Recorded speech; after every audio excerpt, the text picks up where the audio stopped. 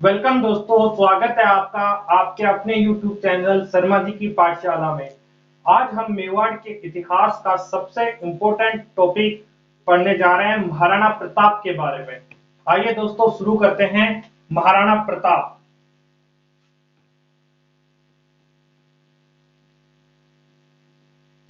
महाराणा प्रताप इनका शासनकाल 1572 ईस्वी से 1597 ईस्वी के मध्य का होता है।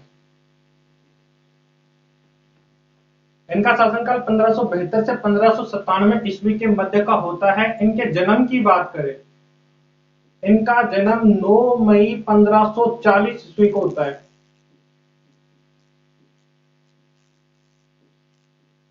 और हिंदी महीने की बात करें तो इनका जन्म ज्येष्ठ शुक्ल तृतीय, शुक्ल पक्ष की तृतीया को होता है। और देखिए इनका जन्म 45 घड़ी 16 पल में होता है। और इस दिन वार की बात करें तो इस दिन रविवार होता है। देखिए महाराणा प्रताप का टॉपिक जो है वो सबसे इंपॉर्टेंट टॉपिक है और उसमें क्वेश्चन वो कहीं से भी पूछ सकते हैं। तो हम आपको एक विस्तृत रूप से महाराणा प्रताप के बारे में बताएंगे, जिससे आपका एक भी टॉपिक कहीं भी कोई भी छोटा सा भी क्वेश्चन छूटेगा नहीं और हम इसको अच्छी तरीके से समझाने की कोशिश करेंगे। देखिए महाराणा प्रताप का जन्म 9 मई 1540 ईस्वी में होता है और उस दिन हिंदी पक्ष की बात करें, हिंदी महीने की बात करें तो ज्येष्ठ शुक्ल की तृतीया होती है। 45 घड़ी और 16 पल में होता है इनका जन्म। और उस दिन वार क्या होता है? रविवार होता है। देखिए ज्येष्ठ शुक्ल तृतीया जो है, ज्येष्ठ शुक्ल तृतीया, इस दिन प्रताप जयंती मनाई जाती है।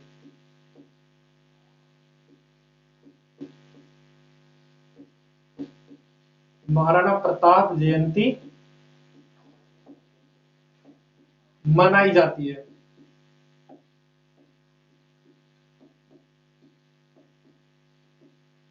देखिए 9 मई 1540 को ना मनाकर ज्येष्ठ शुक्ल तृतीया को महाराणा प्रताप की जयंती मनाई जाती है। राजस्थान में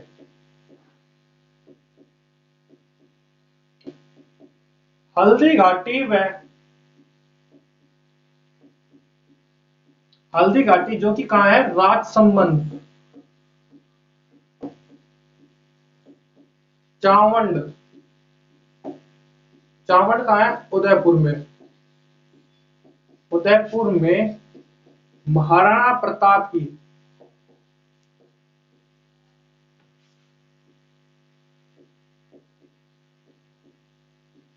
जयंती मनाई जाती है।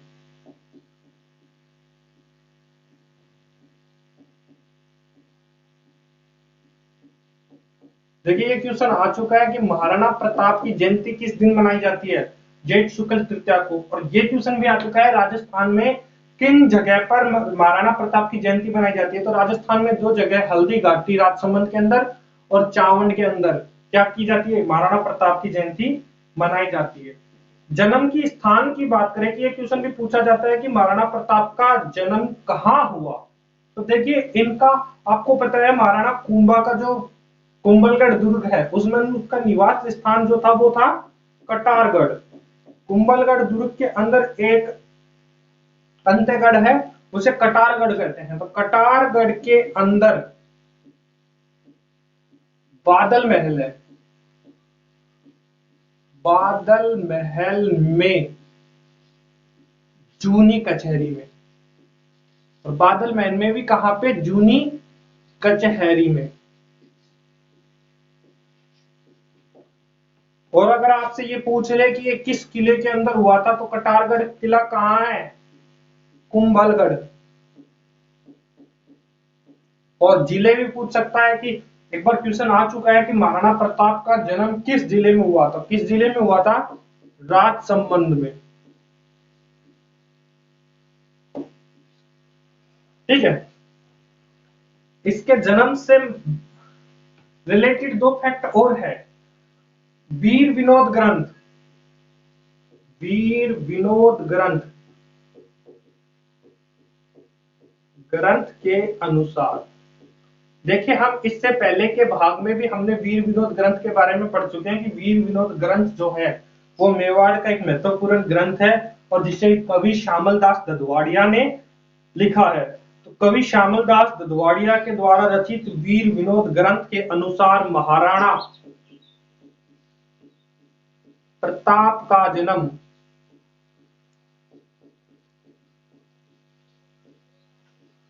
15 मई 1539 ईस्वी को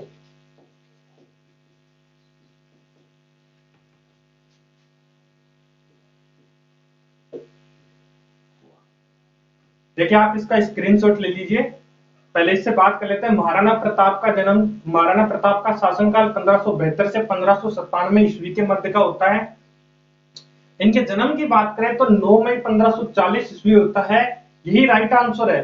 लेकिन अगर कवि श्यामल दास ददवाड़िया या वीर विनोद ग्रंथ आएगा तब आपको बताना है कि ये 15 मई 1539 ईस्वी का है। अगर इनका नाम देके आता है, वीर विनोद ग्रंथ आता है या कवि श्यामल दास ददवाड़िया का नाम आता है, तब आपको करना है कि इनका जन्म 15 मई 1539 में। बाकी सभी इतिहासकार यही मत मानते हैं कि इनका जन्म 9 मई 1540 ईस्वी में हुआ था। और जेठ शुक्ल तृतीया को इनकी प्रताप जयंती मनाई जाती है।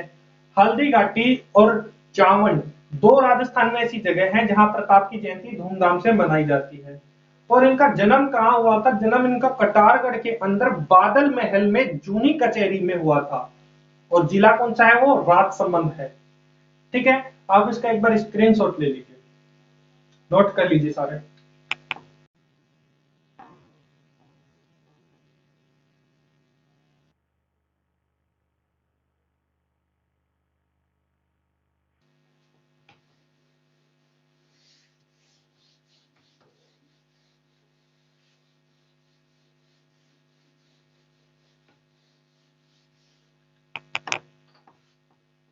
देखिए colonel James Tod,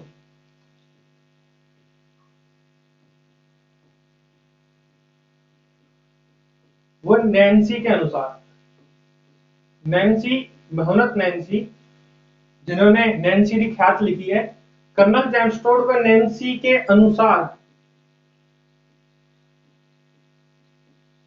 Maharana Pratap का जन्म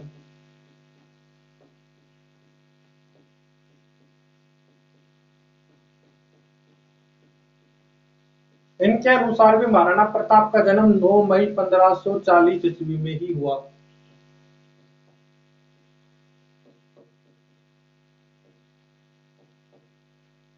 देखिए इनकी माता की बात करें, इनकी माता थी जयवंता बाई, जयवंता बाई जो कि अखेराज सोनगरा की पुत्री थी।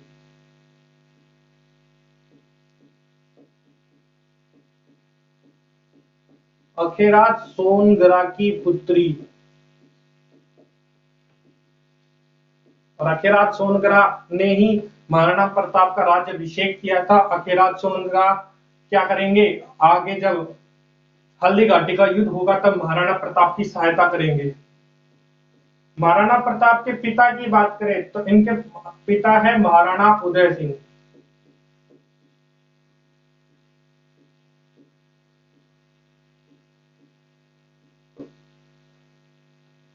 इनका विवाह, महाराणा प्रताप का विवाह, देखिए महाराणा प्रताप का विवाह जो है वो अजबदे के साथ हुआ था। और अजबदे जो है वो रामरख पवार की पुत्री है।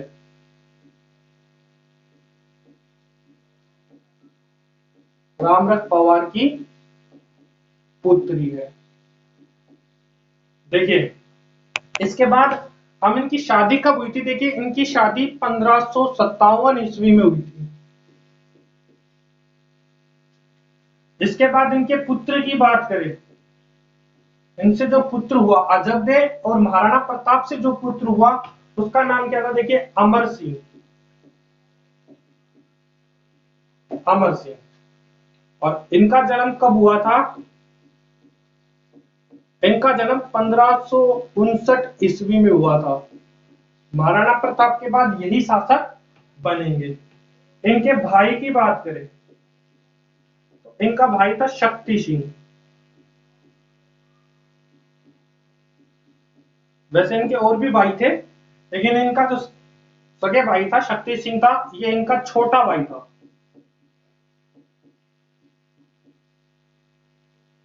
ठीक है। इनके उपनाम की बात करें, देखिए महाराणा प्रताप के कई उपनाम थे, जैसे कि कीका, हल्दी घाटी का शेर,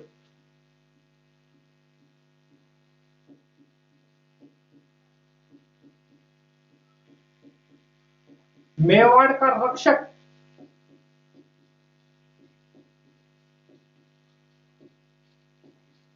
वीर शिरोमणि, मेवाड़ का रक्षक, मेवाड़ केसरी,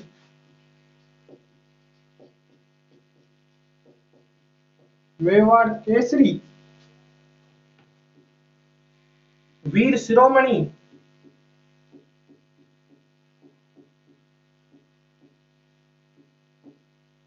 और देखिए टीका, हल्दी घाटी का शेर, मेवाड़ का रक्षक, मेवाड़ केसरी, हिंदुआ सूरज और वीर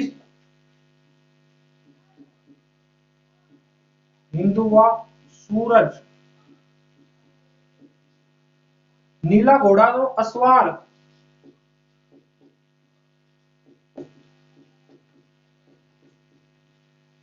नीला घोड़ा तो असवार भी नहीं कहते हैं। देखिए महाराणा प्रताप के उपनाम की बात कर रहे हैं, कीका, हल्दी घाटी का शेर, मेवाड़ का रक्षक, मेवाड़ केसरी, वीर शिरोमणि, हिंदुआ सूरज, नीला घोड़ारो असवार।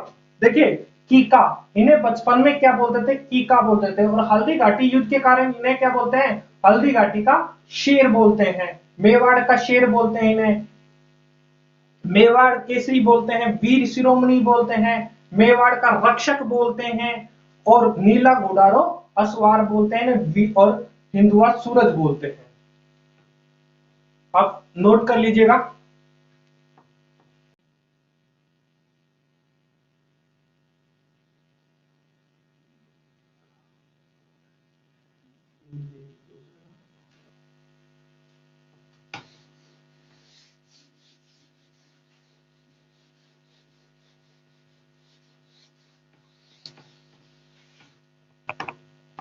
देखिए अब इससे आगे देखते हैं महाराणा प्रताप का प्रथम राज्याभिषेक। देखिए महाराणा प्रताप के भी दो राज्याभिषेक हुए थे। प्रथम राज्याभिषेक,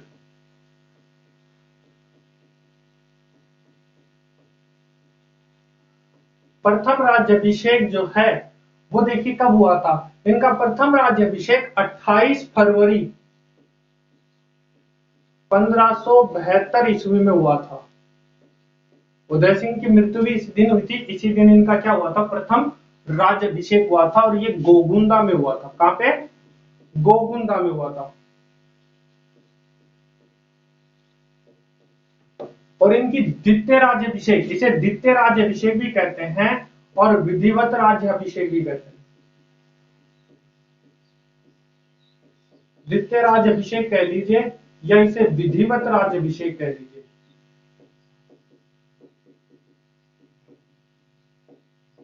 द्वितीय राज्याभिषेक या विधिवत राज्याभिषेक ये 1572 ईस्वी में ही हुआ था और ये हुआ था कुंभलगढ़ में।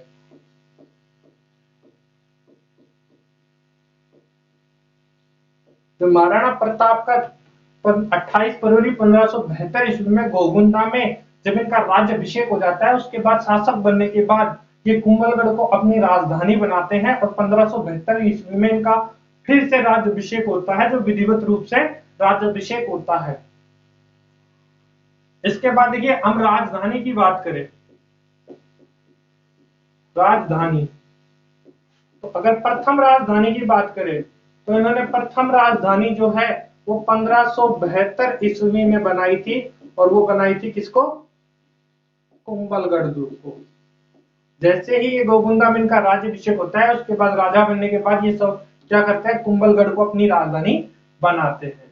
उसके बाद इनकी दूसरी राजधानी की बात करें, द्वितीय द्वितीय राजधानी क्या होती है? देखिए, जब इनका हल्दी घाटी का युद्ध भी हो जाता है, कुंभलगढ़ का युद्ध भी हो जाता है, उसके बाद जब ये 1585 ईस्वी में चावंड का युद्ध करते हैं और चावंड जीत लेते हैं, तब चावंड को अपनी राजधानी बनाते हैं। यह इनकी दूसरी राजधानी है। आपसे एक क्वेश्चन ये भी पूछा जाता है कि महाराणा प्रताप की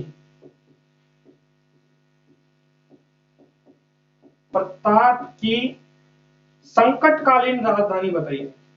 संकटकालीन राजधानी,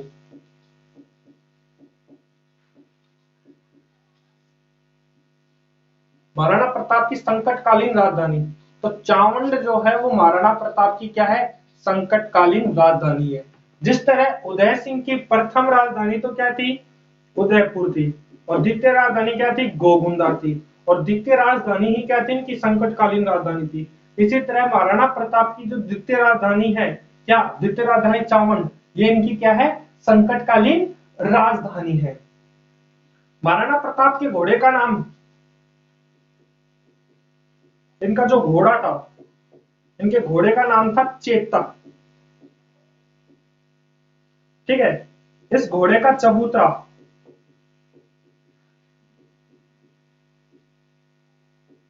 घोड़े का चबूतरा, देखिए घोड़े का जो चबूतरा है वो कहाँ है? वो बलीचा गांव में, बलीचा गांव में एक नाले के पास बना हुआ है। और इसी नाले को कूदते हुए ये क्या हो गए थे? शहीद हो गए थे, क्योंकि इन ये पहले जब महाराणा प्रताप की युद्ध होता है मानसिंह के साथ, उस युद्ध में क्या हो जाता है? ये घोड़ा क्या हो जाता है? घायल हो जाता है, और ये यहाँ पे नाले को कूदने के बाद बलिचा गांव में इसकी मृत्यु हो जाती है, और यही इनका क्या, इसका क्या है? चबूतरा बना हुआ है। देखिए, महाराणा प्रताप की मृत्यु की बात करें, महाराणा प्रताप की मृत्यु, ठीक है, महाराणा प्रताप की मृत्यु 19 जनवरी को 1597 ईस्वी में हुई।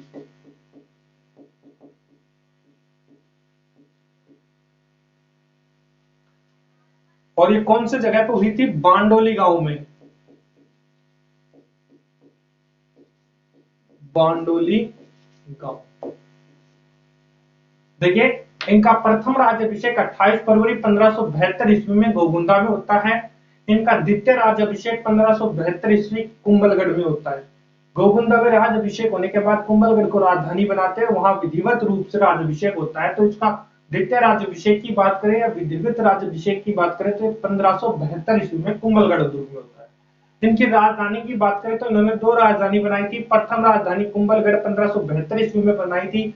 बाद में इन्होंने 1585 ईस्वी में चावंड बनाई थी, क्योंकि 1572 में जो कुंभलगढ़ बनाई थी, इसके बाद अकबर का इस पर आक्रमण होता है, कुंभलगढ़ दुर्ग पर भी क्या हो जाता है? अधिकार हो जाता है। 1585 ईस्वी में इन्होंने चावंड का युद्ध लड़ा। उसके बाद चावंड जीतने के बाद 1585 ईस्वी में चावंड को अपनी राजधानी बनाई, और यह महाराणा प्रताप की संकटकालीन राजधानी कहलाती है। इनके घोड़े का नाम चेतक था, और जिसका चबूतरा जो है वो बलीचा गांव में एक नाले के पास बना हुआ है। इनकी मृत्यु 19 जनवरी 1597 ईस्वी में होती है बांडोली गांव में। आप एक बार इसका स्क्रीन नोट्स कर लीजिए इसको।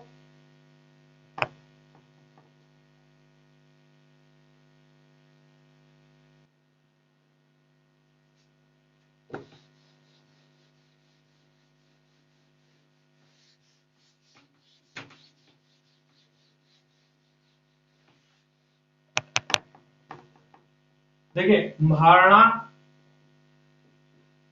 प्रताप की छतरी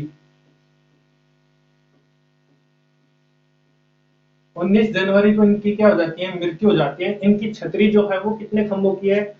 8 खंभों की है, 8 खंभों की। और इसे भामाशाह ने ही बनवाया था। 8 खंभों की छतरी है, और ये कहाँ है? बांडोली गांव में है। बांडोली गांव, जो कि कहाँ है? चावंड में। और चावंड खुद कहाँ है? उदयपुर में। देखिए, महाराणा प्रताप की 8 खंभों की छतरी जो है वो बांडोली गांव चावंड उदयपुर में है। बचपन में महाराणा प्रताप को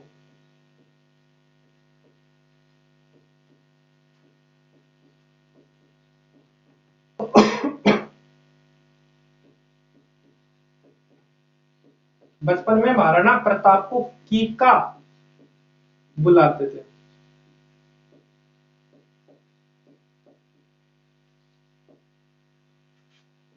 देखिए महाराणा प्रताप का जन्म 1540 ईस्वी में होता है और महाराणा प्रताप 1572 ईस्वी में क्या होते हैं, गद्दी पर बैठते हैं। यानी कितने वर्षों के बाद में बैठते हैं, ये सवाल भी पूछा जाता है। महाराणा प्रताप 25 महाराणा प्रताप 32 वर्ष की आयु में मेवाड़ के शासक बने।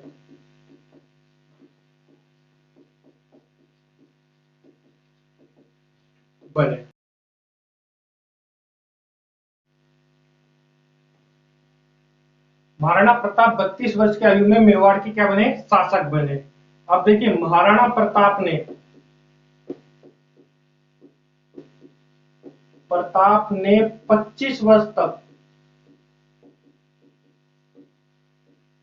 शासन किया।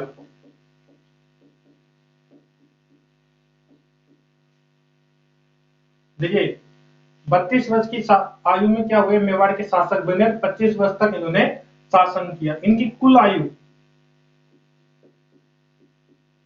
महाराणा प्रताप 57 वर्ष तक जीवित रहे।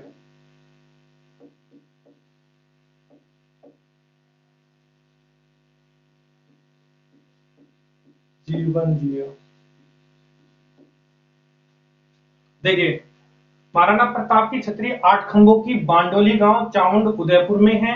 इनका बचपन का नाम जो है वो कीका था। महाराणा प्रताप को कीका बुलाते थे।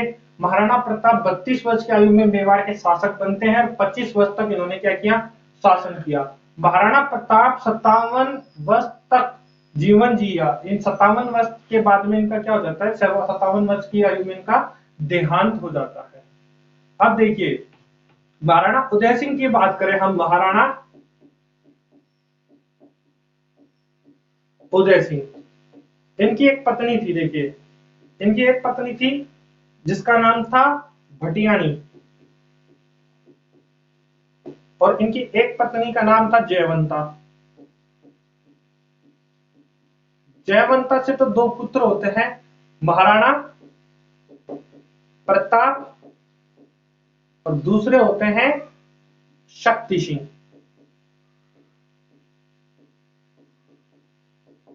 और यहां भटियानी से होते हैं इनके जगमाल। ज्येष्ठ पुत्र महाराणा प्रताप होते हैं, लेकिन महाराणा उदय सिंह को भटियानी जो होती है वो ज्यादा ही प्रिय होती है। इसलिए महाराणा उदय सिंह क्या करते हैं, महाराणा प्रताप की जगह जगमाल को ये इस गद्दी का क्या बना देते हैं, उत्तराधिकारी। कि उदय सिंह की मृत्यु के बाद जगमाल ही क्या होंगे, यहाँ के शासक होंगे। ये महाराणा प्रताप की जगह जगमाल को बना देते हैं क्योंकि ये भटियानी क्या होती है, इनकी प्रिय रानी होती है। ठीक है, आप एक बार नोट कर लीजिएगा इसको।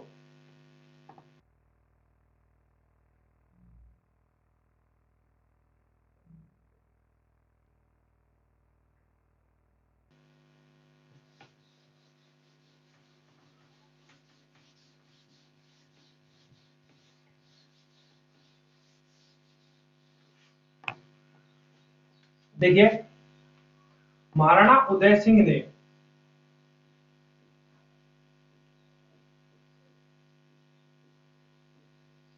महाराणा उदय सिंह ने अपनी रानी भटियानी के प्रभाव में आकर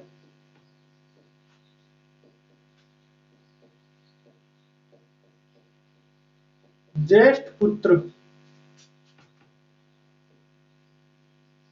महाराणा प्रताप को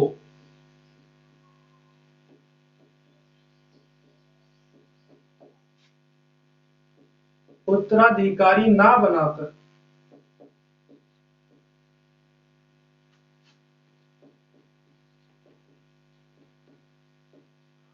जगमाल को बनाया।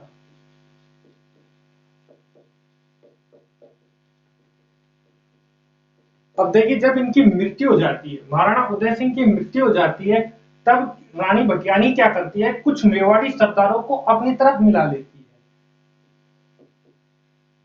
है। रानी भटियानी ने कुछ मेवाड़ी सरदारों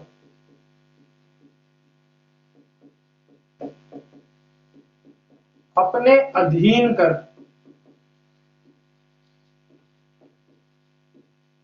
कुछ मेवाड़ी सरदारों को अपने अधीन कर अपने पुत्र जगमाल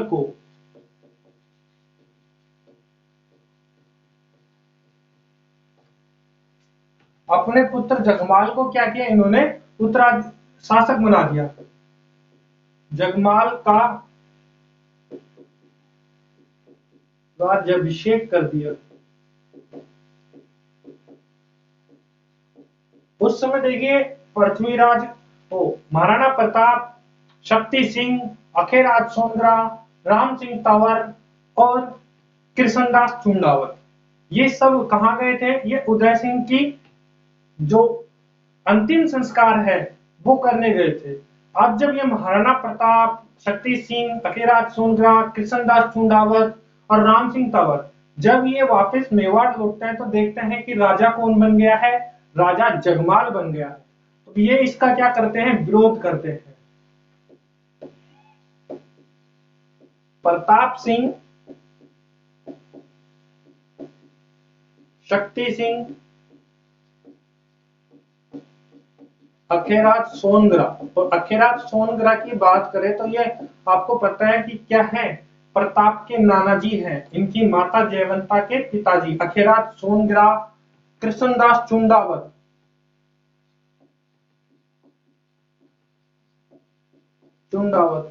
और ये इनके क्या है, सेनापति है, ये मेवाड़ के सेनापति है कृष्णदास चुंडावत। और देखिए राम सिंह तंवर, और ये राम सिंह तंवर कहाँ के हैं, ग्वालियर के हैं, ग्वालियर। ये इनका क्या करते हैं, ये जगमाल का विरोध करते हैं।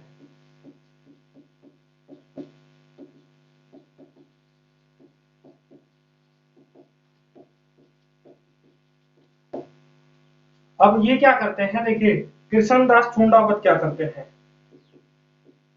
कृष्णदास चुंडावत कृष्णदास चुंडावत क्या करते हैं, ये जगमाल को गद्दी से उठाकर प्रताप सिंह को उस गद्दी पर बिठा देते हैं और इनके पास जो तलवार होती है वो राजकीय तलवार प्रताप सिंह के कमर पर बांध देते हैं। इसके बाद इनके नाना अखेराज सोनग्रा क्या करते हैं, अपना अंगूठा काटकर इनका राज तिलक करते हैं। इस तरह महाराणा प्रताप का 28 फरवरी 1572 ईस्वी में महाराणा प्रताप का क्या हो जाता है, राज्याभिषेक हो जाता है। यहां से अब देखिए, यहां से जब ये जगमाल है, ये जगमाल क्या करता है, यहां से इस बात से नाराज हो जाता है और रूठ कर अजमेर चला जाता है और वो आजीवन क्या रहता है, मेवाड़ का शत्रु रहता है। देखिए 1583 के दातानी युद्ध में इस जगमाल की क्या हो जाती है, मृत्यु हो जाती है और ये अकबर के पास ही रहता है अजमेर में। 1583 के दातानी युद्ध में जगमाल की मृत्यु हो जाती है और ये जो भी संपूर्ण घटना है, इस संपूर्ण घटना को महलों की क्रांति कहते हैं।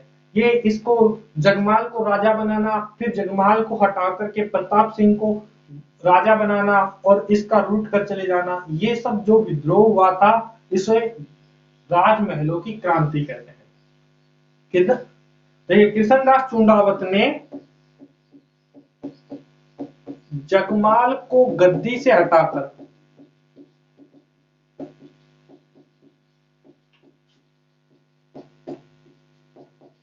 महाराणा प्रताप को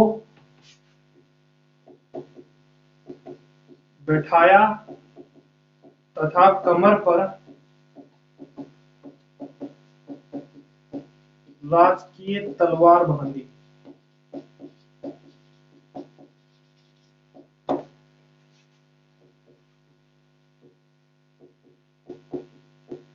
अखेराज सोनगरा ने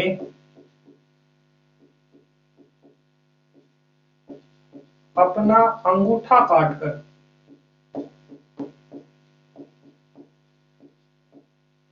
अखेराज सोनगरा ने अपना अंगूठा काटकर प्रताप का राज तिलक किया।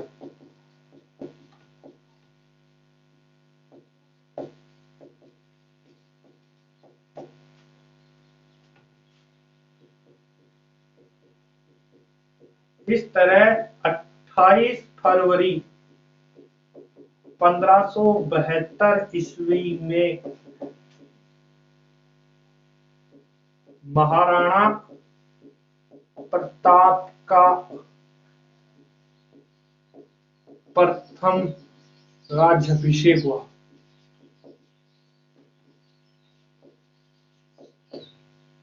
और ये कहां हो रहा है? ये कुंभलगढ़ दुर्ग में हो रहा है, सॉरी गोगुंदा गोगुंदा में हो रहा है, क्योंकि उस समय गोगुंदा क्या थी? राजधानी थी। देखिए उदय सिंह के बाद में उदय सिंह ने क्या किया था? गोगुंदा को राजधानी बनाई थी। तो ये प्रथम राज्याभिषेक जो है वो कहां पे हुआ है? गोगुंदा में हुआ है। आप देख लीजिए एक बार क्या हुआ। उदय सिंह ने अपनी रानी भटियाने के प्रभाव में आकर अपने पुत्र जगमाल को, महाराणा प्रताप ज्येष्ठ पुत्र थे, जगमाल बहुत बाद में आते हैं, लेकिन फिर भी जगमाल इतने छोटे को क्या कर दिया? उत्तराधिकारी बना दिया, महाराणा प्रताप को नहीं बनाया। तो क्या हुआ? कुछ सरदार को अधीन कर लिया और जगमाल का राज्याभिषेक पीछे से कर दिया गया जब वो अंतिम संस्कार करने गए हुए थे। अब जब प्रताप सिंह, शक्ति सिंह, अखिराज सोनग्रा, कृष्णदास चुंडावत और राम सिंह तंवर जब ये महाराणा उदय सिंह का अंतिम संस्कार करके आते हैं तब जगमाल का विरोध करते हैं और कृष्णदास चुंडावत क्या करते हैं? जगमाल को गद्दी से उठाकर महाराणा प्रताप को बिठाते हैं और कमर पर राज की तलवार बांधते हैं। अखेराज सोनग्रा अपना अंगूठा काट करके उनका राज तिलक करते हैं। इस तरह 28 फरवरी 1572 ईस्वी को गोगुंदा में महाराणा प्रताप का प्रथम राज्याभिषेक हुआ। ये आप नोट कर लीजिए।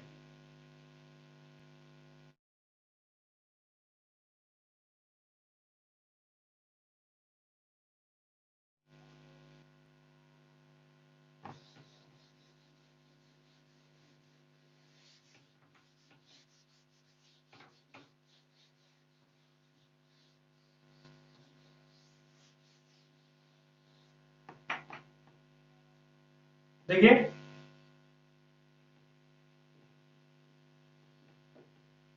जगमाल सिंह नाराज होकर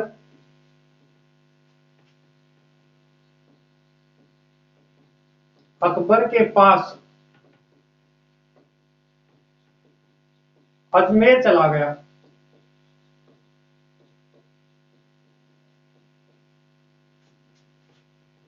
तथा आजीवन मेवाड़ का शत्रु रहा।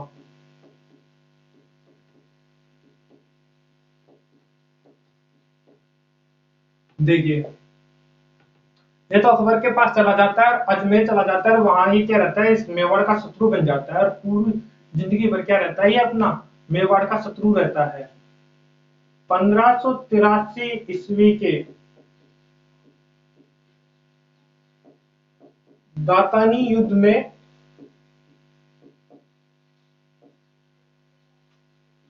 वीर गति को प्राप्त हुआ।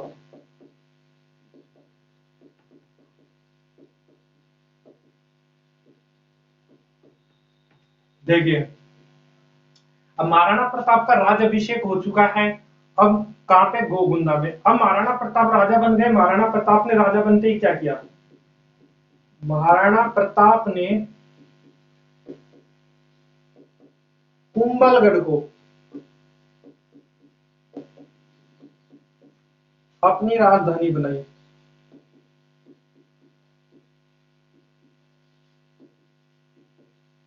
महाराणा प्रताप ने क्या किया, सबसे पहले कुंभलगढ़ को अपनी राजधानी बनाई। यहां उनका विधिवत रूप से राज्याभिषेक हुआ।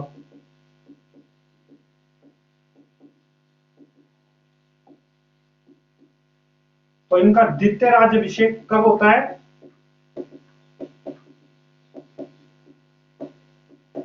इनका द्वितीय राज्याभिषेक होता है 1572 ईस्वी में। और कहां होता है? कुंभलगढ़ दुर्ग में। और इस जो समारोह था, ये इनका राज्याभिषेक समारोह, इसमें मारवाड़ के, इस समारोह में मारवाड़ के चंद्रसेन भी आए।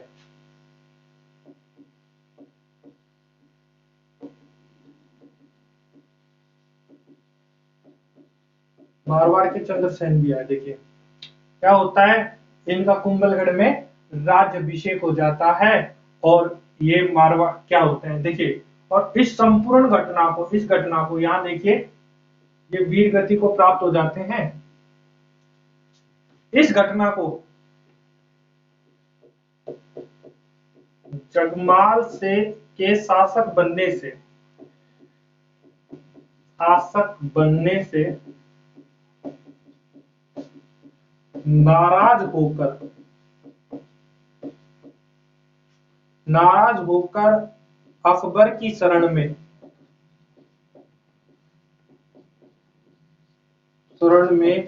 जाने तक की घटना को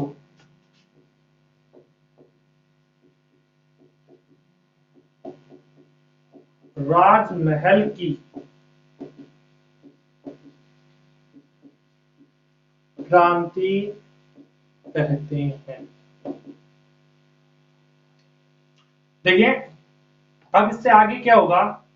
अब 1570 ईस्वी में, 1570 ईस्वी में अकबर जो है वो नागौर में दरबार लगाएगा।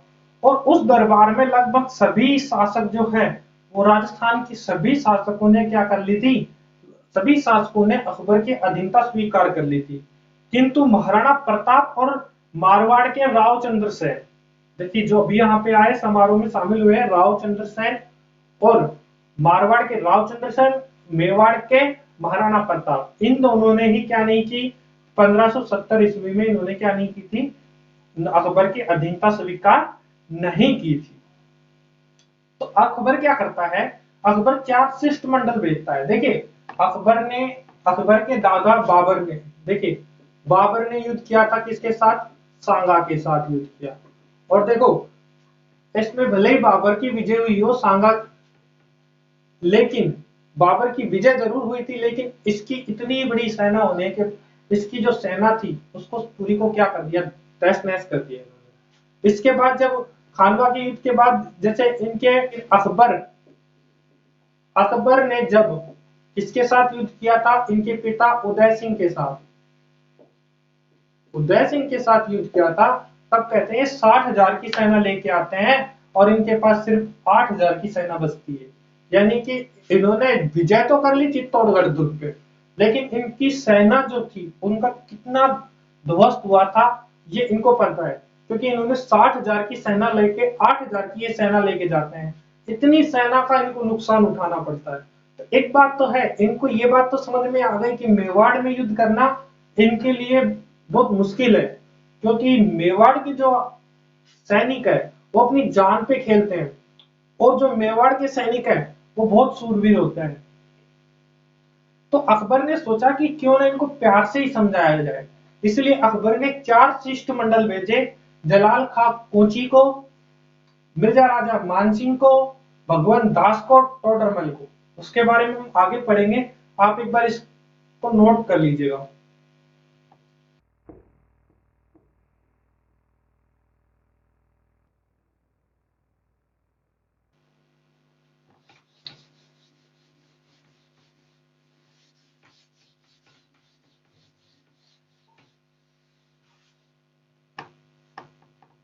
देखिए 1570 1570 ईस्वी तक, 1570 ईस्वी में जब नागौर दरबार लगाया, नागौर दरबार में राजस्थान के लगभग सभी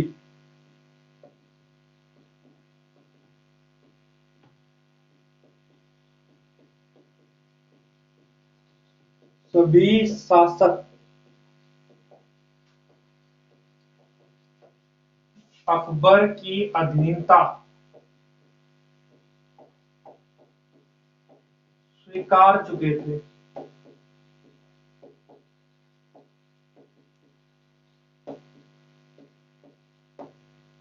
केवल मेवाड़ के महाराणा प्रताप तथा मारवाड़ के राव चंद्र सेन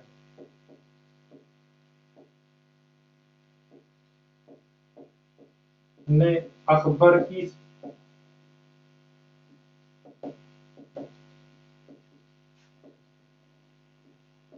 अधीनता स्वीकार नहीं की। देखिए, लगभग सभी राजस्थान के लगभग सभी जो शासक थे वो स्वीकार कर चुके थे अधीनता, लेकिन महाराणा प्रताप और राव चंद्र सेन ने क्या नहीं की, अधीनता स्वीकार नहीं की। इसलिए महाराणा प्रताप को समझाने के लिए, महाराणा प्रताप को समझाने हेतु अकबर ने 4 शिष्टमंडल भेजे।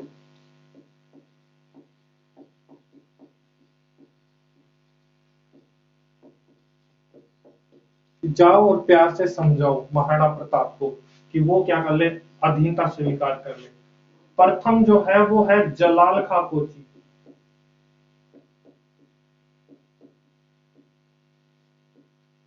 प्रथम जो आते हैं वो जलाल खां कोची आते हैं और ये आते हैं नवंबर में, नवंबर 1572 ईस्वी में आते हैं।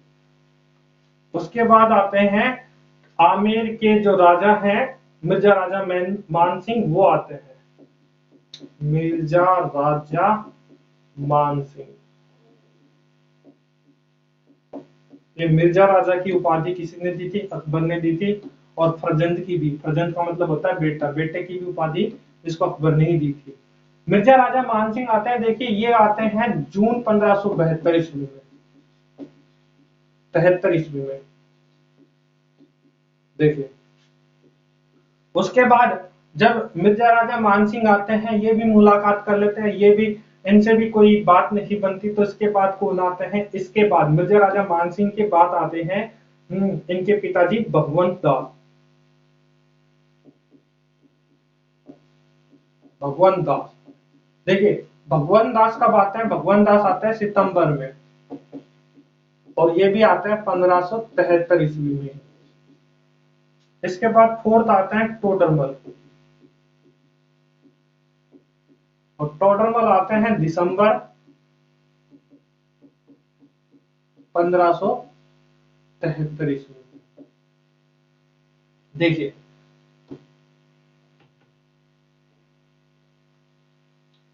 जलाल खां कोची को सर्वप्रथम शिष्टमंडल बना के भेजा नवंबर 1572 ईस्वी में।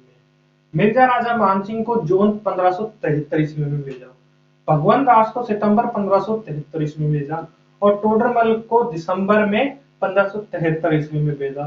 ये चारों शिष्टमंडल क्या होते हैं, असफल होते हैं। ये चारों शिष्टमंडल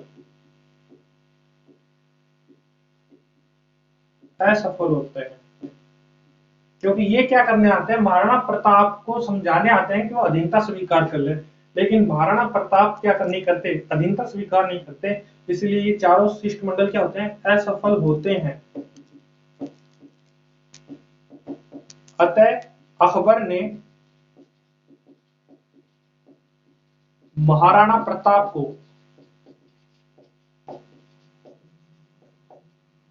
बंदी बनाने हेतु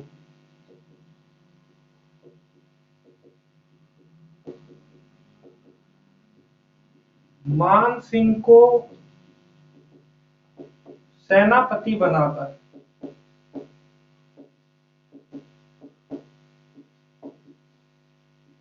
विशाल सेना लेकर भेजा।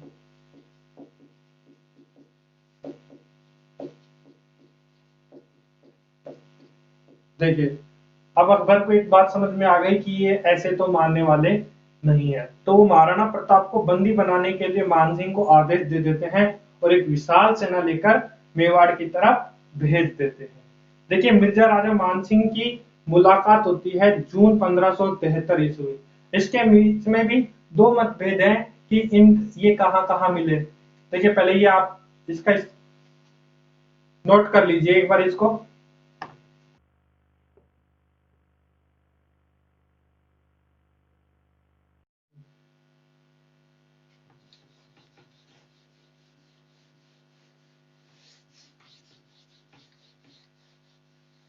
देखिए, जब शिष्टमंडल में मिर्जा राजा मानसिंह मिर्जा राजा मानसिंह आते हैं किसके पास, महाराणा प्रताप के पास, तो अबुल फजल ने क्या कहा, अबुल फजल ने कहा कि मिर्जा राजा मानसिंह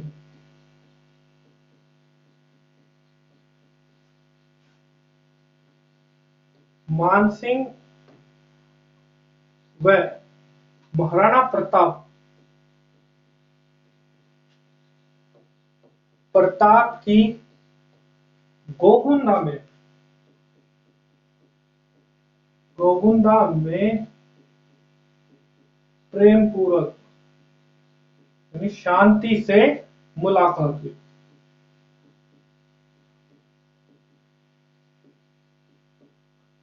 किंतु कर्नल टोड ने क्या कहा है, कर्नल जेम्स टोड ने क्या कहा है, कर्नल जेम्स टोड ने कहा है कि महाराणा प्रताप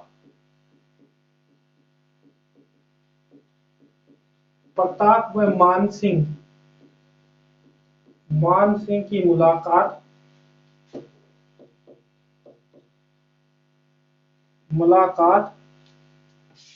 उदय सागर झील की पाल पर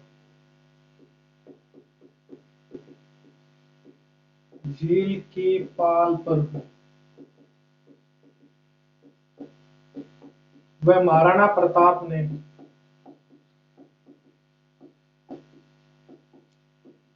मान सिंह के साथ खाना खाने से मना कर दिया।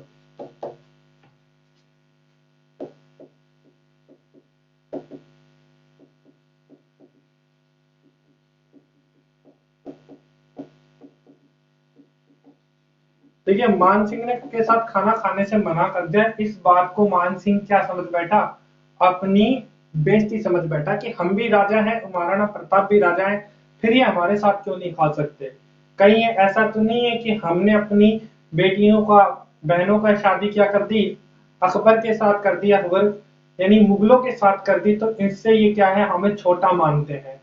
और ये होते क्या है, देखिए, ये जो जयपुर के कछवाहा वंश के आमेर के कछवाहा वंश के जो राजा होते हैं, ये ऐसा समझते हैं कि मेवाड़ के जो राजा है वो उन्हें छोटा मानते हैं, क्योंकि उन्होंने जो मुगलों के साथ वैवाहिक संबंध कायम किए, इससे मेवाड़ के लोग उन्हें छोटा मानते हैं। और इस कारण मानसिंह यहाँ से क्या हो गए, गुस्सा हो गए और वो चले जाते हैं अकबर के पास।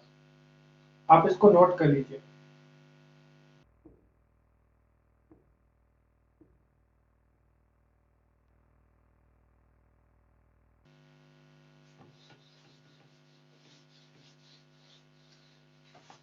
अब बात करते हैं महाराणा प्रताप की सैनिक अभियान।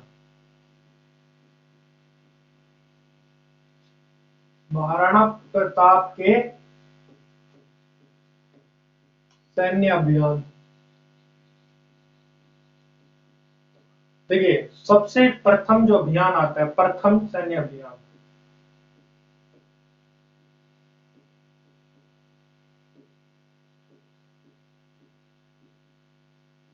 जिसके बारे में हम सब जानते हैं, क्या है, हल्दी घाटी का युद्ध।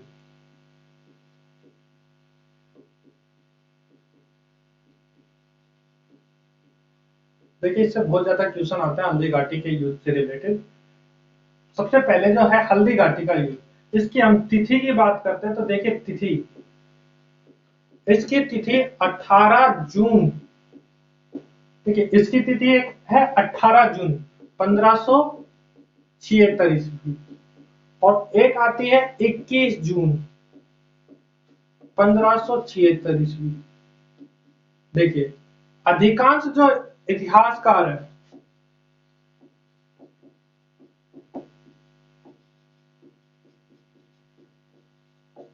वो यही मत मानते हैं, अधिकांश इतिहासकार यही मत मानते हैं कि हल्दी घाटी का युद्ध जो है वो 18 जून 1576 ईस्वी में लड़ा गया था।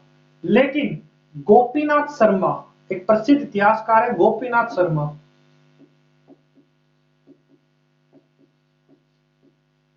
और राजस्थान की एक बुक है और राज्य सरकार द्वारा प्रकाशित बुक, देखिए गोपीनाथ शर्मा और राज्य सरकार द्वारा प्रकाशित बुक में 21 जून 1576 ईस्वी बताया गया है। देखिए अधिकांश जो है, अधिकांश इतिहासकार इस मत से सहमत है कि इसकी जो हल्दी घाटी के युद्ध की जो डेट है वो 18 जून 1576 है, किंतु गोपीनाथ शर्मा और राज्य सरकार ने क्या किया है, इसको 21 जून बताया है। गोपीनाथ शर्मा ने क्या कहा कि मेवाड़ और मुगल सेना का आमना सामना तो होता है 18 जून को, 18 जून को मुगल सेना दोनों आमने सामने आ जाती है, मुगल और मेवाड़ सेना आमने सामने आ जाती है, किंतु उनके मध्य युद्ध 21 तारीख से क्या होता है, शुरू होता है। तो गोपीनाथ शर्मा ने और राज्य सरकार ने 21 जून को माना है। वैसे दोनों कभी भी एक साथ आएंगी नहीं कि आपको दोनों भी ऑप्शन में मिल जाए, आपको या तो 18 जून मिलेगा या 21 जून मिलेगा।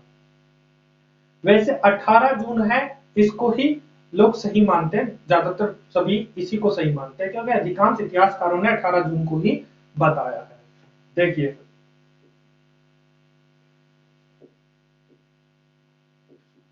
प्रसिद्ध इतिहासकार गोपीनाथ शर्मा ने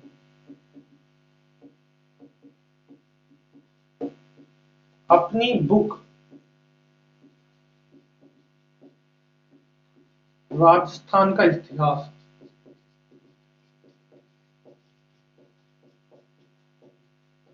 तथा राज्य सरकार द्वारा, राजस्थान सरकार द्वारा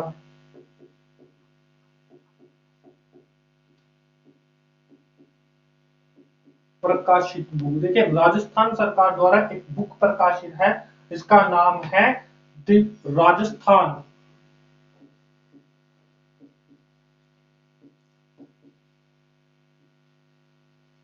थ्रू द एज,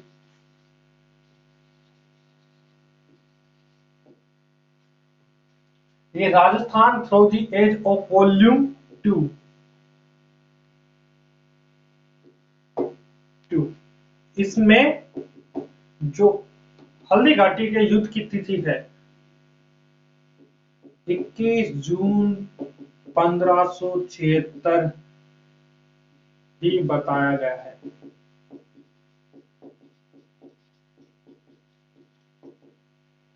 इतिहासकार गोपीनाथ शर्मा ने और राज्य सरकार द्वारा पर जो पुस्तक है Rajasthan through the age of volume 2, इसमें जो है वो हल्दी घाटी के युद्ध की तिथि 21 जून 1576 बताई गई है। आप इसको नोट कर लीजिए, आप हल्दी घाटी के बारे में हम पढ़ेंगे, नोट कर लीजिए।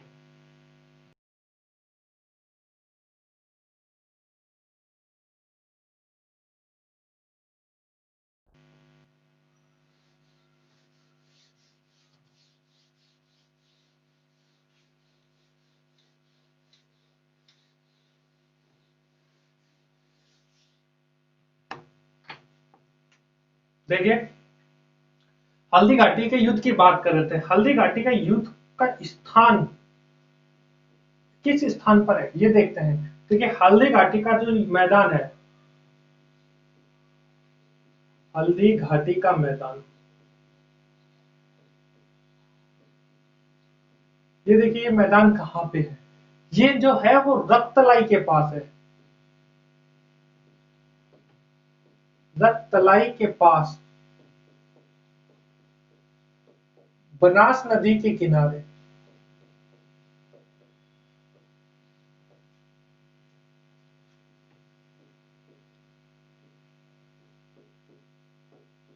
खमनोर,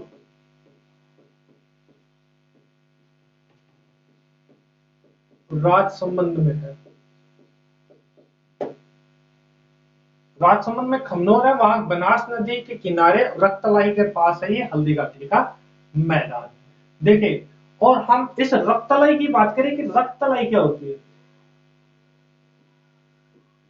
ठीक है, रक्तलाई क्या है, ये बनास नदी का, देखिए बनास नदी का जो पथरीला और कांटेदार जो मार्ग है, बनास नदी का पथरीला व कांटेदार झाड़ियों वाला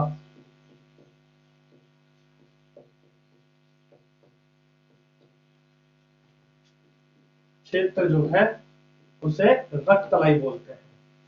देखिए, इसके उपनाम की बात करें,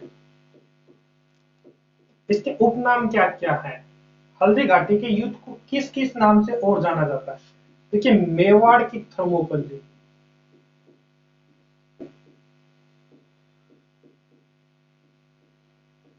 मेवाड़ की थर्मोपल्ली, ऐसा किसने कहा था, ऐसा कर्नल जेम्स टोड ने कहा था। कर्नल जेम्स टोड ने हल्दी घाटी के युद्ध को मेवाड़ की थर्मोपल्ली कहा था। ठीक है, मेवाड़ की थर्मोपल्ली। गोगुंदा का युद्ध, देखिए इसे किस किस नाम से जाना जाता है, गोगुंदा के युद्ध के नाम से, खमनोर के युद्ध के नाम से, मेवाड़ की थर्मोपल्ली है, इसे लेसिंग मोलेला का युद्ध भी कहते हैं, इसे जिहाद का युद्ध भी कहा जाता है, इसे बादशाह बाग का युद्ध भी कहा जाता है, इसे हाथियों का युद्ध भी कहा जाता है, इसे निर्णायक युद्ध भी कहा जाता है, और इसे बनास का युद्ध भी कहा जाता है। देखिए, गोगुंदा का युद्ध किसने कहा था, गोगुंदा का युद्ध, इस युद्ध में एकमात्र इतिहासकार था बदायूनी, अल बदायूनी, अल बदायूनी ने इसे गोगुंदा का युद्ध कहा। इसके बाद बात करें खमनोर के युद्ध की।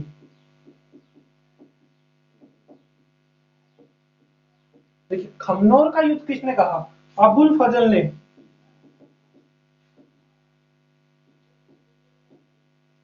इससे बादशाह बाग कहा, बादशाह बाग किसने कहा, इसे डॉक्टर ए एल श्रीवास्तव ने, डॉक्टर ए एल श्रीवास्तव ने इसे बादशाह बाग कहा। जिहाद का नारा, जिहाद का युद्ध की संज्ञा, जिहाद के युद्ध की संज्ञा इसको किसने दी। देखिए, अकबर के साथ अकबर का एक कमांडर था आसिफ खान। देखिए, आसिफ खान ने क्या किया था, आसिफ खान ने इसे जिहाद का युद्ध कहा था। जब जब मुगलों की सेना मेवाड़ की सेना से हार रही थी, तब देखते हैं आसिफ खान कि ये सेना, जो हमारी जो सेना है वो क्या हो रही है, हार रही है, तो इन्होंने इसे जिहाद का नारा दिया। यानी जिहाद मतलब होता है धर्म युद्ध कहा इसे। इसके अलावा बात करें तो इसे लोसिंग मोलेला का युद्ध,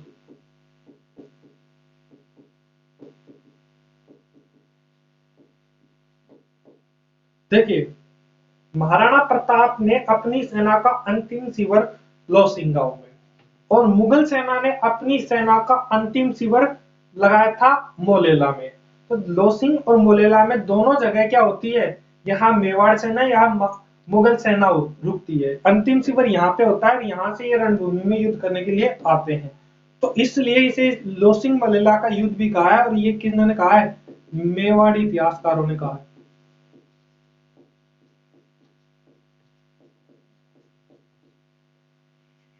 लोसिन मेलेला का युद्ध। इसके अलावा इसे बनास का युद्ध, ये बनास नदी के किनारे है, इसलिए इसे बनास का युद्ध भी कहते हैं। इसके अलावा देखिए, इसके अलावा इसे हाथियों का युद्ध भी कहते हैं, क्योंकि इसमें बहुत सारे हाथी थे, इसलिए इसे हाथियों का युद्ध कहते हैं। इसमें सेना जो है वो हाथियों पे आई थी, ज्यादातर सेना, तो इसलिए इसको क्या बोलते हैं, हाथियों का युद्ध कहते हैं। इसमें हाथियों की बहुत ज्यादा मात्रा थी। अनिर्णायक युद्ध, अनिर्णायक युद्ध, देखिए इसका कोई निर्णय नहीं निकला कि इसमें किसकी विजय हुई, महाराणा प्रताप की हुई या इसमें मान सिंह की विजय हुई। क्योंकि देखिए महाराणा प्रताप इस युद्ध में घायल होकर चले जाते हैं, और जो मान सिंह है उसका उद्देश्य क्या था, उसका उद्देश्य था महाराणा प्रताप को बंदी बनाना, लेकिन वो बंदी नहीं बना पाता। इसलिए ना तो इसमें महाराणा प्रताप की विजय बता सकते हैं, ना उसकी बता सकते हैं। इसलिए इस युद्ध को अनिर्णायक युद्ध भी कहते हैं, हाथियों का युद्ध भी कहते हैं, बनास का युद्ध भी कहते हैं, लोसिंग मेलेला का युद्ध भी कहते हैं, जिहाद का युद्ध भी कहते हैं, बादशाह बाग का भी कहते हैं, खमनोर का युद्ध भी कहते हैं, गोगुंदा का युद्ध भी कहते हैं, और मेवाड़ की थर्मोपल्ली भी। देखिए मेवाड़ की थर्मोपल्ली कर्नल जेम्स टोड ने, गोगुंदा का युद्ध बदायूं ने, खमनोर का युद्ध अबुल फजल ने, बादशाह बाग इसे कहा था एएल श्रीवास्तव ने, लोसिंग मेलेला का युद्ध कहते हैं इनके मेवाड़ी इतिहासकार, और इसे बनास का युद्ध, हाथी का युद्ध और अनिर्णायक युद्ध कहते हैं। जिहाद का युद्ध कहता है इसे आसिफ खान ने जिहाद के युद्ध की संज्ञा दी। आप इनको नोट कर लीजिए।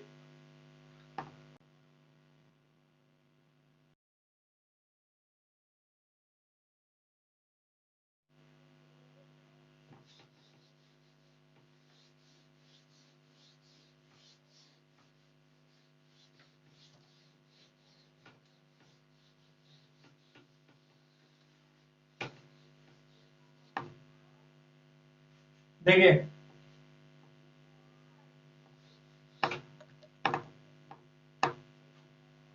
देखिए इसका नाम हल्दी घाटी कैसे पड़ा, ये देखिए गोगुंदा और खमनोर के बीच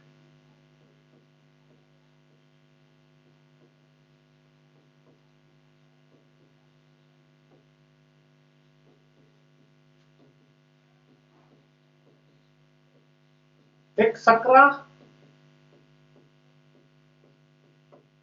मार्ग है, जिसकी मिट्टी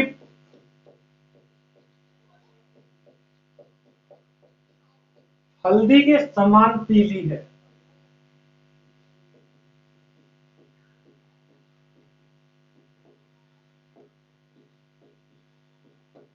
होने के कारण इसका नाम हल्दी घाटी पड़ा।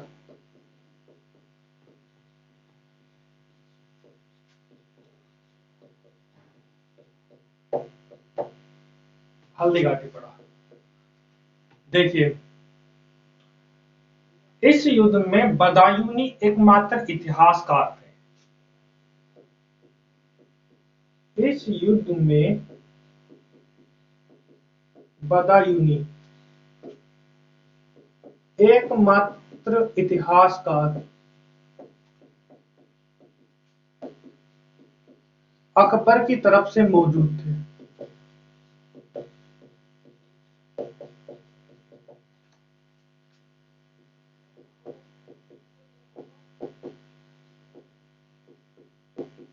जिसने इस युद्ध का जिसने इस युद्ध का सचित्र वर्णन, देखिए जिसने इस युद्ध का जीवित वर्णन अपनी पुस्तक में किया है, और इनकी पुस्तक का नाम है मुंत्रवान उत्तवारिक। इस युद्ध का प्रत्यक्ष वर्णन अपनी पुस्तक, इनकी पुस्तक का नाम क्या है, मुंत्रवान उत्तवारिक।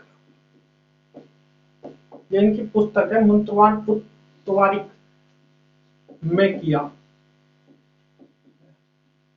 इन्होंने क्या किया था, देखिए इन्होंने अपनी दाढ़ी को राजपूतों के रंग से रंगवा लिया था। राजपूतों के रंग से रंग कर ये बादशाह अकबर को दिखाने के लिए गए थे कि देखो हमने इतने राजपूतों का खून बहाया है कि मैंने उस खून से मेरी दाढ़ी रंग गई। इन्होंने राजपूतों के खून से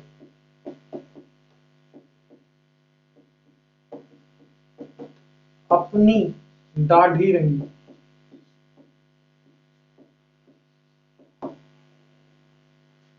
देखिए, इन्होंने राजपूतों के रंग से अपनी दाढ़ी रंग ली थी। और देखिए, इन्होंने इस युद्ध को किसकी संज्ञा दी है? इस युद्ध को गोगुंदा का युद्ध बताया है। अभी पढ़ चुके हैं ना मुख नाम में।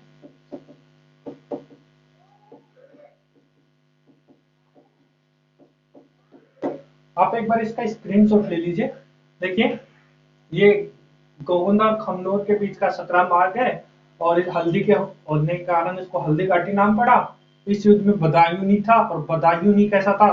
बदायूंनी ने मंत्रवान उत्तवारिक में इसका प्रत्यक्ष वर्णन किया है। और बदायूंनी ने क्या किया? खून से, राजपूतों के खून से अपनी दाढ़ी रंगी, ताकि वो अकबर को दिखा सके कि हमने इतने राजपूतों का खून बहाया है। इस युद्ध को उसने क्या किया? गोगुंदा का युद्ध बताया। आप एक बार इसको नोट कर लीजिए।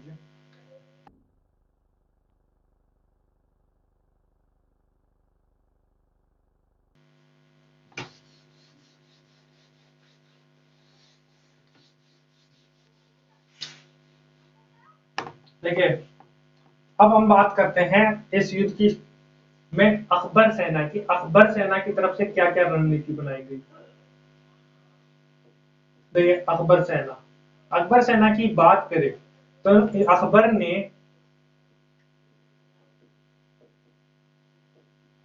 इस युद्ध की रणनीति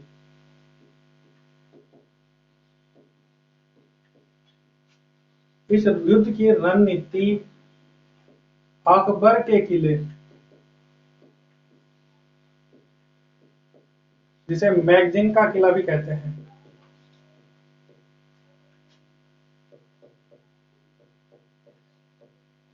अजमेर में बनाई।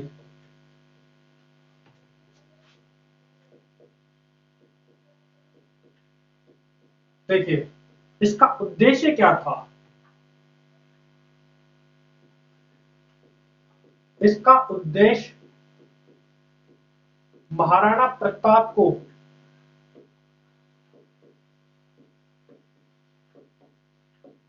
बंदी बनाना था।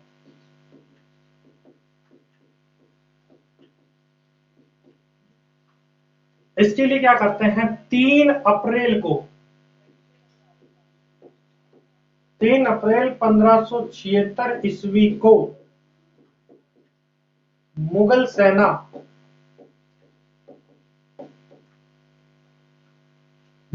क्या करती है?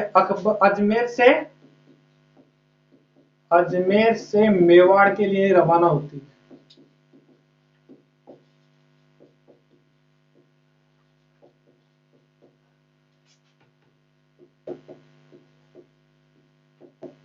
इस युद्ध का सेनापति, तो अकबर ने सेनापति किसे बनाया? अकबर ने इस युद्ध का सेनापति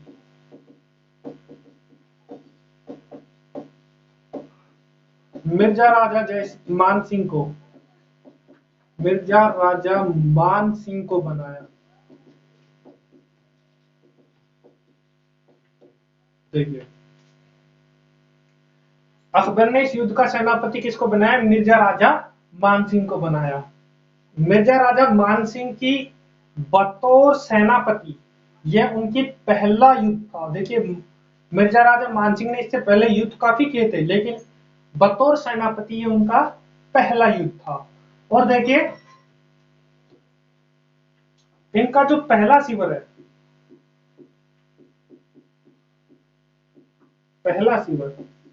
शिविर जो है वो इन्होंने कहाँ लगाया था?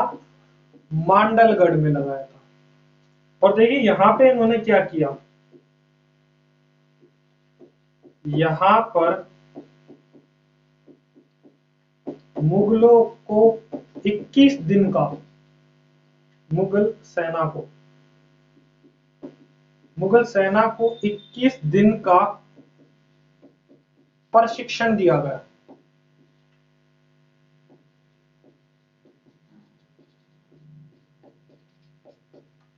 यहाँ मुगलों को 21 दिन का प्रशिक्षण दिया गया। कहाँ दिया गया? मांडलगढ़ में दिया गया। और देखिए इनका अंतिम शिविर, अभी हमने बात की थी कि इसको लोसिंग मोलेला का युद्ध कहते हैं। इनका अंतिम शिविर जो है वो कौन से गांव में था? मोलेला गांव में। ठीक है, अंतिम शिविर इनका कहां पे था? मोलेला गांव में। देखिए इनकी हम सेना की बात करें, इनकी सेना 3,20,000 थी। ऐसा वीर विनोद ग्रंथ में कहा गया है, वीर विनोद ग्रंथ के अनुसार। वीर विनोद ग्रंथ में बताया गया है कि इनकी जो सेना थी वो कितनी थी? 3,20,000। इस युद्ध की रणनीति अकबर के किले में बनाई। इसका उद्देश्य था महाराणा प्रताप को बंदी बनाना। 3 अप्रैल 1576 को मुगल सेना युद्ध करने के लिए अजमेर से मेवाड़ के लिए रवाना होती है। अकबर ने इस युद्ध का सेनापति जो है वो मिर्जा राजा मानसिंह को बनाया। इसका पहला शिविर मांडलगढ़ होता है, जबकि अंतिम शिविर मोलेला गांव होता है।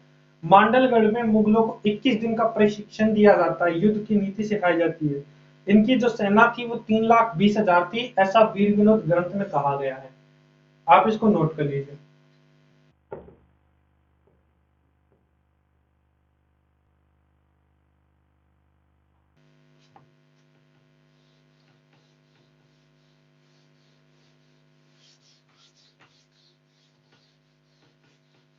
देखिए इसके बाद बात करें हरावल की। हरावल, हरावल में मिर्जा राजा मानसिंह थे।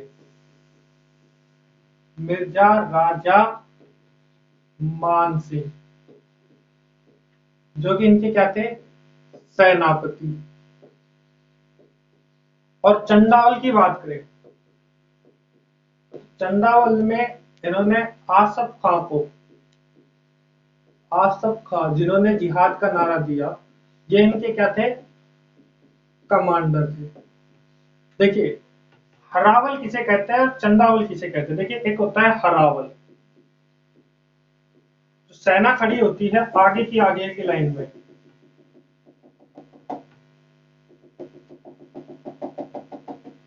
यहाँ जो सैनिक खड़ा होता है उसे हरावल बोलते हैं, यानी आगे का भाग, अग्रभाग। और जो अंतिम लाइन में पीछे खड़ा होता है,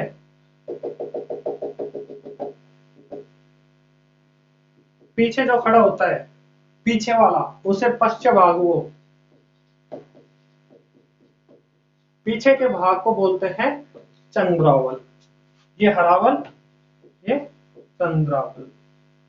और देखिए बीच में जो खड़ा होता है, बीच में जो सेना लेके खड़ा होता है उसे बोलते हैं ढोलान। ढोला जो सेना में आगे की तरफ खड़े होते हैं, जो आगे से कमांड संभालते हैं, उसे बोलते हैं हरावल। जो बीच से सेना को संभालते हैं वो होता है ढोलान। और जो पीछे से जो सेना को संभालते हैं वो होता है चंडावल। देखिए हरावल, ढोलान, चंडावल। हरावल होता है आगे का, चंडावल होता है पीछे वाला, और ढोलान होता है मध्य का। ठीक है, अग्रभाग, पश्चिम भाग, और ढोलान जो होता है उसे बोलते हैं मध्य भाग। वो मध्य भाग में होता है। ठीक है, तो अकबर की सेना में जो आगे आगे खड़े थे वो मिर्जा राजा मानसिंह खड़े थे, उनके पीछे कुछ सेना खड़ी थी। और पीछे पीछे जो थे वो आसफ खां थे कमांडर, और उनके पास, उसके पास ही सेना खड़ी थी। ठीक है, आप एक बार इसको नोट कर लीजिए। देखिए इसमें एक चीज और ले लीजिए, हाथी। एक क्वेश्चन और आता है, हाथी का नाम। मानसिंह के हाथी का नाम क्या था? मानसिंह के हाथी का नाम, ये क्वेश्चन भी बहुत बार पूछा जा चुका है। मानसिंह के पास जो हाथी था, मानसिंह जिस हाथी पर सवार थे, उस हाथी का क्या नाम था? मानसिंह के हाथी का नाम था मर्दाना हाथी। मर्दाना हाथी, मानसिंह के हाथी का नाम था मर्दाना हाथी। ये भी नोट कर लीजिएगा।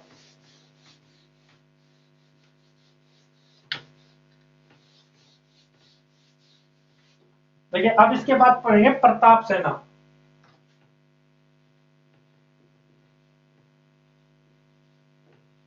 देखिए महाराणा प्रताप की जो सेना थी उनकी क्या क्या रणनीति थी। देखिए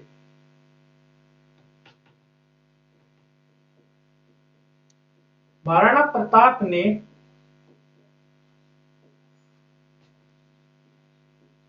इस युद्ध की रणनीति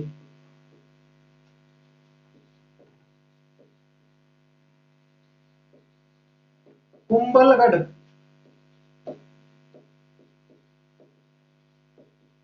दुर्ग में बनाई।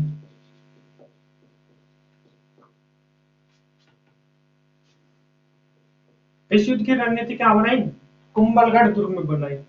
महाराणा प्रताप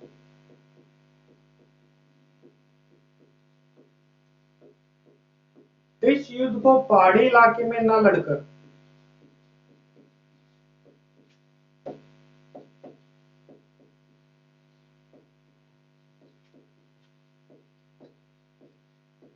मैदानी इलाके में लड़ना चाहते थे।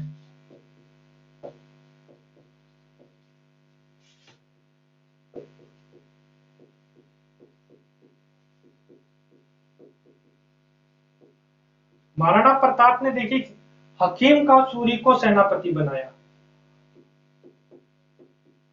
महाराणा प्रताप ने अपने, देखिए एकमात्र मुस्लिम थे, एकमात्र मुस्लिम सरदार। महाराणा प्रताप की सेना में एकमात्र मुस्लिम सरदार थे हकीम खां सूरी। हकीम खां सूरी को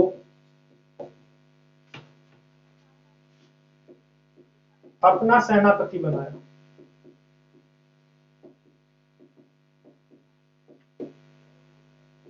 और देखिए इनकी सेना कब रवाना होती है। देखिए जब इनको ये पता लगता है कि उधर से अकबर की सेना जो है वो कहां पहुंच गई है, मांडलगढ़ में पहुंच गई है। अकबर की सेना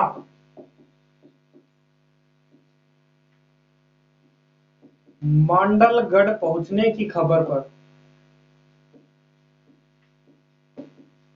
की खबर लगते ही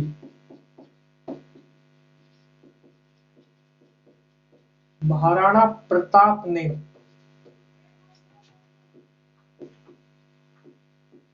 अपनी सेना को कुंभलगढ़ से गोगुंदा ले आए।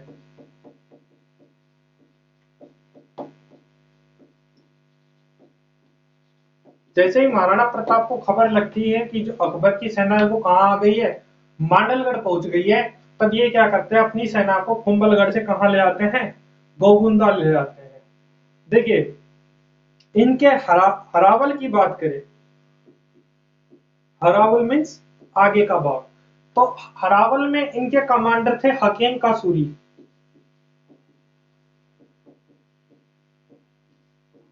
जो इनके क्या थे, सेनापति। इसके बाद इसमें ढोलान, ढोलान में स्वयं महाराणा प्रताप थे।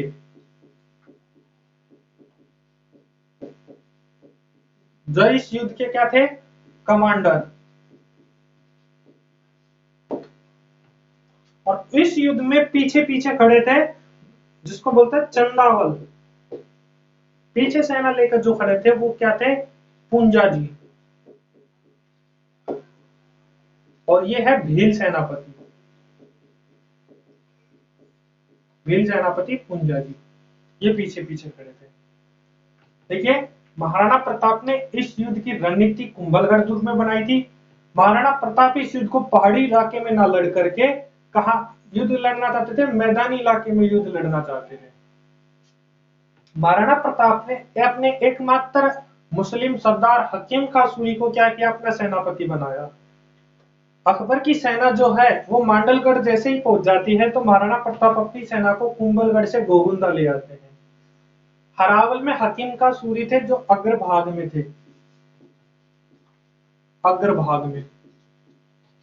ढोलान जो होता है वो मध्य भाग होता है, वहां पे महाराणा प्रताप सोम थे एज ए कमांडर। और अंतिम जो पश्चिम भाग था, पीछे का भाग था, उस भाग में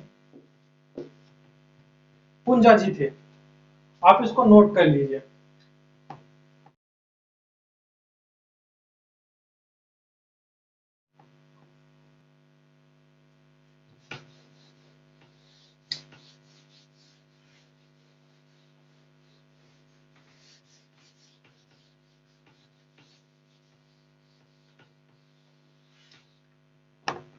देखिए, महाराणा प्रताप के अंतिम शिविर की बात करें,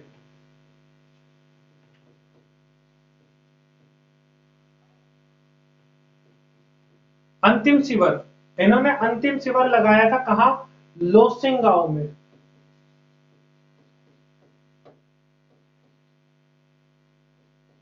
लोसिंग गांव में। देखिए, हाथी की नाम बात करते हैं, महाराणा प्रताप के हाथी राम प्रसाद, जिसका नाम बदलकर पीर प्रसाद कर दिया गया था। अकबर ने इसका नाम पीर प्रसाद रख दिया था, राम प्रसाद। और एक हाथी और था इनके पास, लूना हाथी। इनके घोड़े की बात करें तो इनका घोड़ा जो है वो है चेतक। देखिए, जब हल्दी घाटी का युद्ध होता है तब महाराणा प्रताप इस घोड़े पे, चेतक पे बैठे होते हैं। और जो ये राम प्रसाद होता है, ये क्या करता है? ये दुश्मनों के को क्या करता है? मारता है। और राम प्रसाद अकेले ही इस इनकी सेना को तहस नहस करता है।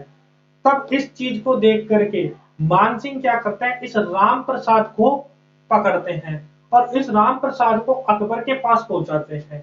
राम प्रसाद का नाम बदलकर, राम प्रसाद का नाम बदलकर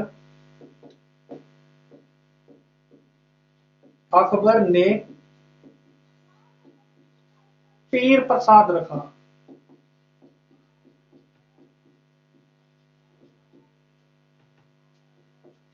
अब देखिए, इसके बारे में यह भी कहा जाता कि राम प्रसाद जो है वो स्वामी भक्त था, स्वामी भक्त था। और जैसे ही इसको किसने पकड़ लिया? अकबर के पास ले जाया गया, तो इसने अकबर के पास जाने के बाद खाना पीना त्याग दिया। और कहते हैं कि 17 दिन भूखे रहने के बाद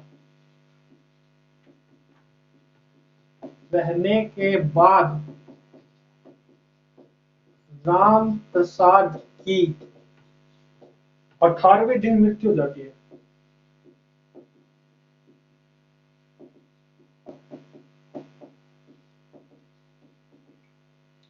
देखिए, महाराणा प्रताप का अंतिम शिविर लोसिंगांव, हाथी है राम प्रसाद, घोड़ा है चेतक और लूना हाथी भी है।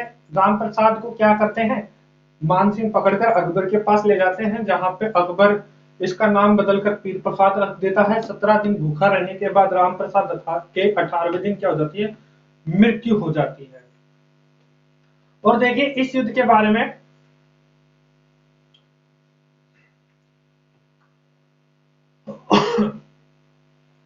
देखिए, इस युद्ध में सेना की बात करें, महाराणा प्रताप की सेना, तो महाराणा प्रताप की सेना थी 80,000 की सेना।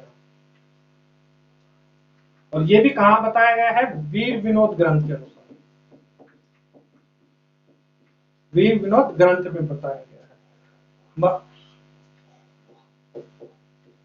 महाराणा प्रताप व अकबर की सेना का अनुपात,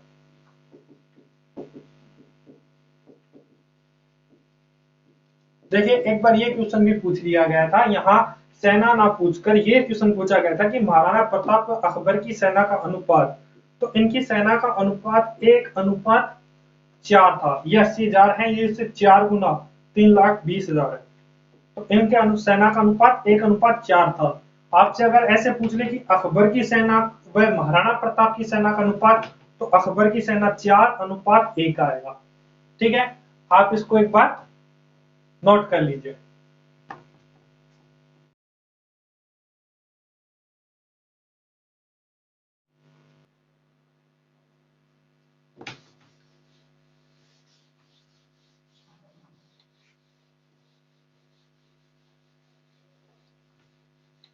देखिए अब शुरू होता है हल्दी घाटी का युद्ध।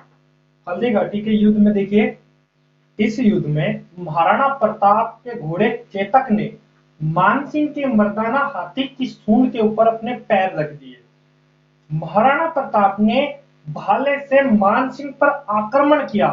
तब मानसिंह क्या हुआ, अहोदे में छुप गया। अहोदा बोलते हैं जब हाथी के ऊपर जो होता है, जिसके ऊपर बैठा जाता है, हाथी के ऊपर जो लगाया जाता है, उसे अहोदा बोलते हैं। मानसिंह उस अहोदे में छुप गया। हाथी की सूंड में जो धारदार हथियार छुपे हुए थे, उससे चेतक घायल हो जाता है और सभी जगह खून खून फैल जाते हैं। इसलिए सभी जगह लाल लाल हो जाता है। महाराणा प्रताप भी इसमें घायल हो जाते हैं। घायल महाराणा प्रताप को क्या करते हैं, जो मुगल सेना है वो चारों तरफ से घेर लेती है। महाराणा प्रताप को इस युद्ध से बाहर निकाला जाता है क्योंकि वो घायल हो जाते हैं। झालाबीदा राज चिन्ह धारण करके मुगलों से क्या करते हैं, युद्ध करते हैं। तो मुगल क्या करते हैं, झालाबीदा को महाराणा प्रताप समझ करके उनको मार देते हैं। अब देखिए इस युद्ध में अखेराज सोनगरा, रामदास पवार, राम सिंह तंवर, कृष्णदास चुंडावत, ये सभी क्या होते हैं, वीर गति को प्राप्त होते हैं और झालाबीदा भी वीर गति को प्राप्त होता है। महाराणा प्रताप हल्दी घाटी युद्ध से निकल करके बलीचा गांव होते हुए कोलियारी गांव पहुंचते हैं। बलीचा गांव में चेतक की मृत्यु हो जाती है। यहाँ चेतक का क्या है, चेतक का चबूतरा बना हुआ है। और कोलियारी गांव पहुंचते हैं। कोलियारी गांव में महाराणा प्रताप का इलाज होता है। देखिए अब इसको एक बार नोट करेंगे।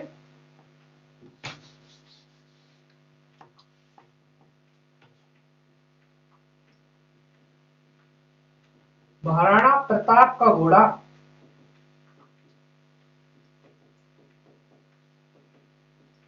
चेतक ने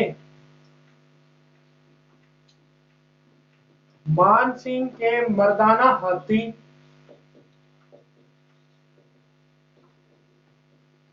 की सूंड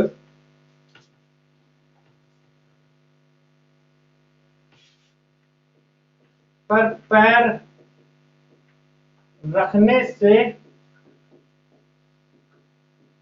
चेतक घायल हो गया।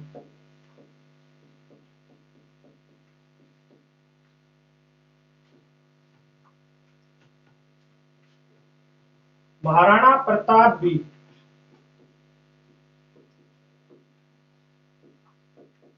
इस युद्ध में घायल हो जाते हैं। घायल महाराणा बलीचा गांव होते हुए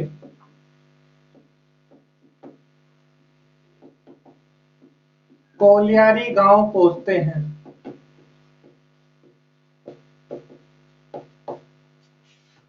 जहां कोलियारी गांव में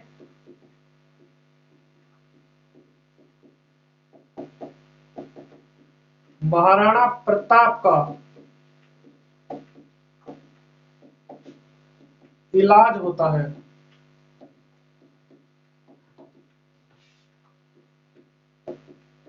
बीच में बलीचा गांव में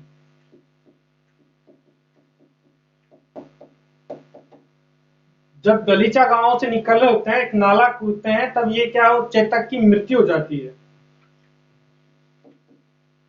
नाले के पास चेतक की मृत्यु हो जाती है।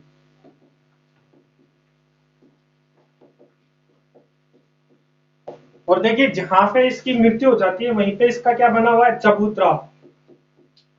चेतक का चबूतरा ये है बलीचा गांव में नाले के पास। इसी नाले के पास चबूतरा बना हुआ है। देखिए कहते हैं कि जब शक्ति सिंह जो है महाराणा प्रताप के छोटे भाई, ये क्या करते हैं, ये अकबर की सेना से जा मिलते हैं और उनके साथ उनकी तरफ से ही युद्ध करते हैं। किंतु जब घायल महाराणा प्रताप हल्दी घाटी युद्ध से बाहर निकलते हैं, तब कुछ मुगल सेना क्या करती है, इन महाराणा प्रताप का पीछा करती है। शक्ति सिंह क्या करते हैं, जो पीछे जो मुगल सैनिक आते हैं उनको मार गिराते हैं। और इस बलीचा गांव में शक्ति सिंह और शक्ति सिंह व महाराणा प्रताप की भेंट होती है। ये दोनों मिलते हैं।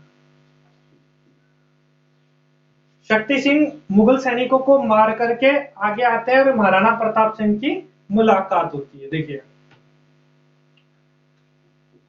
देखिए इस युद्ध में मुगल सेना क्या होती है, हार रही होती है। शुरुआत की जब बात करें तो शुरुआत में मुगल सेना हार रही होती है।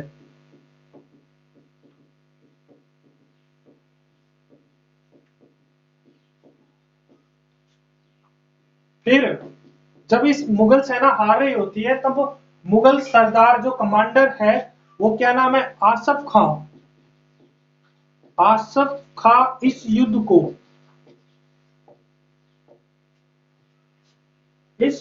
को जिहाद का युद्ध कहते हैं।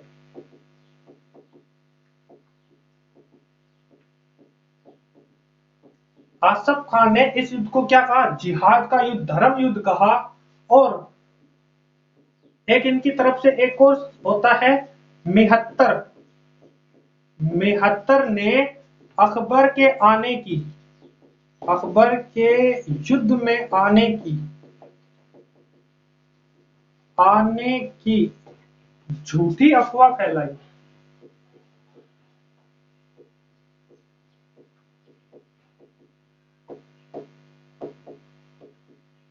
इस युद्ध में आने की क्या की, झूठी अफवाह फैलाई। देखिए जब ये मुगल सैनिक हार रहे होते हैं तो आसफ खान ने इस युद्ध को जिहाद का नारा दिया, जिससे सैनिकों में जोश आ गया। और फिर ऊपर से मेहत्तर ने भी क्या किया, मेहत्तर ने कहा कि अकबर जो है वो इस युद्ध में आ रहा है। और जब अकबर इस युद्ध में आ रहा है, यह सुनकर जो सैनिक थे उनमें और जोश आ गया। और इस कारण मुगल सेना जो थी पहले हार रही थी, वो अब मुगलों मेवाड़ों पर क्या होने लगी, भारी होने लगी। इससे मुगल सैनिकों में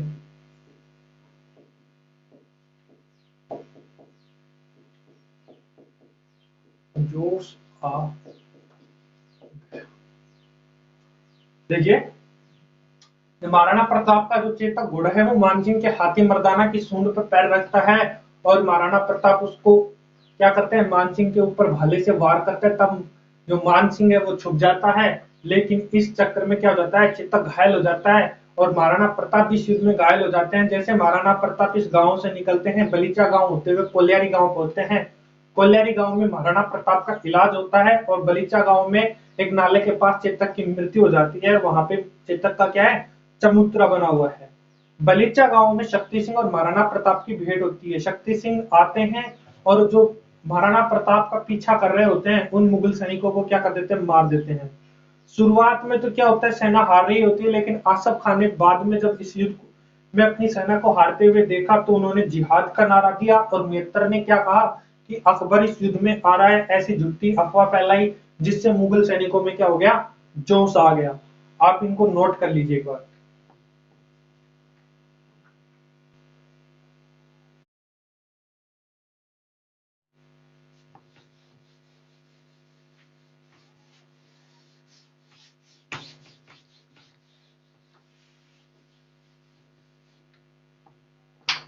देखिए इस युद्ध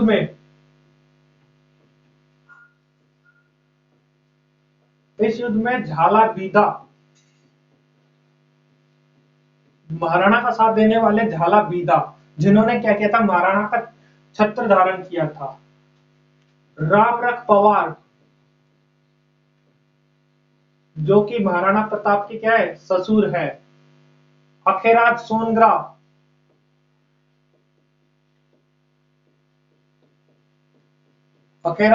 इनके नाना है। राम सिंह तंवर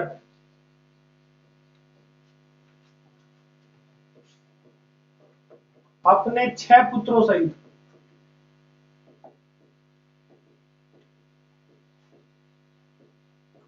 इनके कितने पुत्र थे? 6 पुत्र थे। उनके सहित राम सिंह तंवर जो कि कहाँ के? ग्वालियर के हैं। और इनके एक सेनापति है कृष्णदास चुंडावत, शहीद हो जाते हैं।